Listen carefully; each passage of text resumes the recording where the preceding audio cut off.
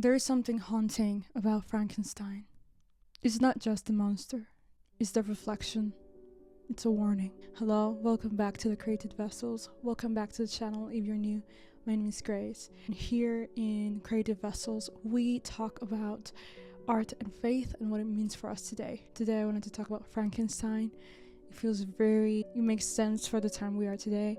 October has just started. It's a time of year when we talk about ghost stories and mystery films and just more intense films. This is a time when people talk about more thrillers and we play the songs and the vampire songs and scary movies and all those things. So I just wanted to share my thoughts on literature, specifically Frankenstein. As you may know, Mary Shelley wrote it when she was just 18 years old, 19 years old, in the middle of a stormy night. Dr. Victor Frankenstein, the main character of the story, was brilliant. He was a scientist. He was driven, curious, but beneath all his ambition was this one desire, and it was to be like God. He wanted to play God. He wanted to create life, to shape it with his own hands, to say, let there be light. And for a moment he succeeded, but the moment of creation didn't bring joy. It brought despair. Because when we try to create without God, what we make often turns against us. So, Shelley writes, "Learn from me. How dangerous is the acquirement of knowledge, and how much happier that man is who believes his native town to be the world." You know, sometimes we think we have to know it all, right? There's such things that, someone that is an expert on one thing doesn't mean I have to be an expert on that thing. Sometimes we want to do it all. We want to play all the cards, and the reality is that we have to respect and honor what does not belong to us and what it does belong to us. Like, you don't go to a bookstore and think, I need to know all that is here. I need to learn everything that is here and understand everything that is here in this bookstore because I want to. First of all, it's impossible, right? Secondly, why do you want to know it all? There's things you want to know. You have interest. There's things that you need to know, but you don't have to know it all. You don't have the capacity to know it all. We do that sometimes with our lives, and that's it. It's a warning. It's a reminder. This story, more than being a horror story, being a Gothic horror story, is more of a warning for all of us. It's a warning not against science or curiosity. It's against pride. Okay? And I'm not here to blame on people, push things to you and tell you what to do, tell you who to be. I'm just telling you what this story has marked me and how powerful it is, in the sense the reminder that what if the monster is not who we think is the monster, but rather the creator, the one who created him. Against that whisper that says, I can do this on my own, I don't need him. We all have our little Frankensteins. We all have our dreams, our relationships, our projects, right? We all have our dreams, our relationships, our projects, all the things we're looking forward to do, to bring to life without God, without God's breath in them. And then when they fail, when they crumble or turn on us, we realize what Victor realized too late, that creation without the creator only leads to chaos. When we don't bring order, when we don't bring what is supposed to be made by a creator, when we play with that, then it's not.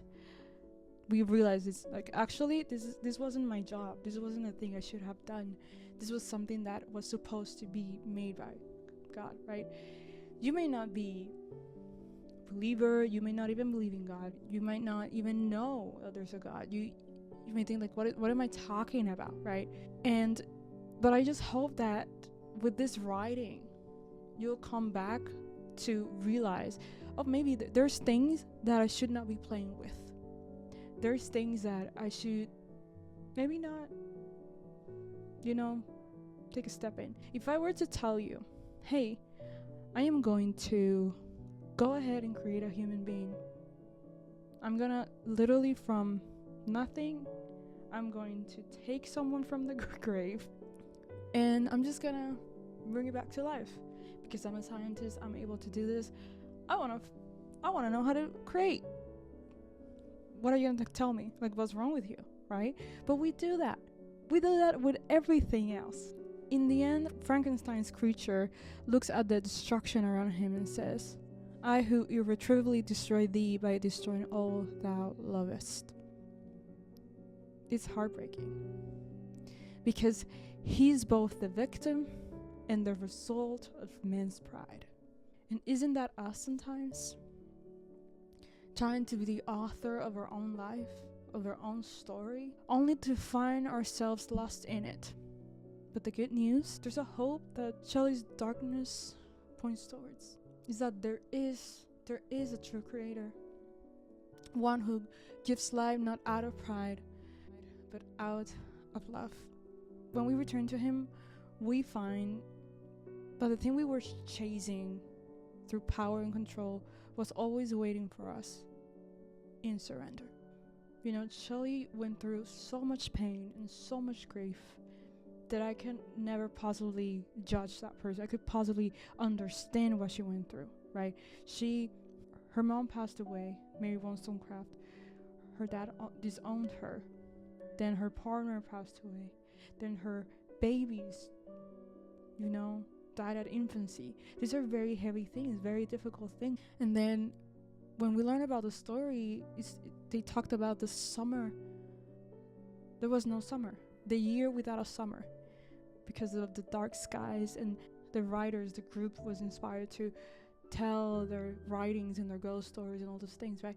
But a lot of pain. Mary carried a lot of pain. A lot of difficult things happened to her. And that's when this idea of like, what if we would be able to create life? What happens when life goes away, right? This is a story about life and death.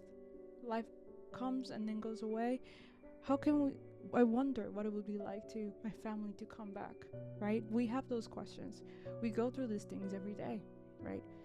So I'm not saying that I'm judging her for this story of like trying to create life, right?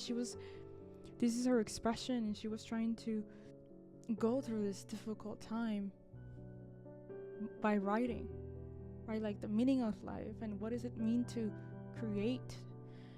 So Victor's creation became monstrous, not just in appearance, but because Victor abandons him. So over time, the public began to call the creature itself Frankenstein. It's ironic. The monster takes on the name of his maker, symbolizing that our creation reflects us for better or for worse. Usually, I laugh when people say like, oh, the monster movie, Frankenstein is a monster.